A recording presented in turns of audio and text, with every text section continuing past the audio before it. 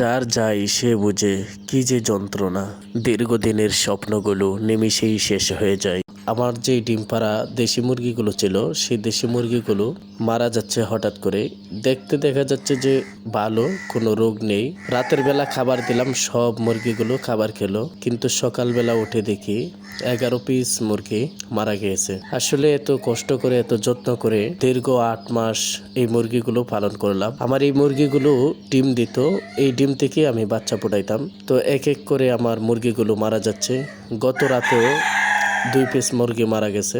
তো আজকে রাত্রে 11 পিস মুরগি মারা গিয়েছে। তো এই স্বপ্নগুলোকে এভাবেই মাটি দিয়ে চাপা দিয়ে রেখে আসলাম। আসলে বর্তমানে যে ভাইরাসটি এসেছে, এই ভাইরাসে অনেক খামারিরাই শেষ হয়ে যাবে, অনেক খামারের মুরগি মারা যাবে।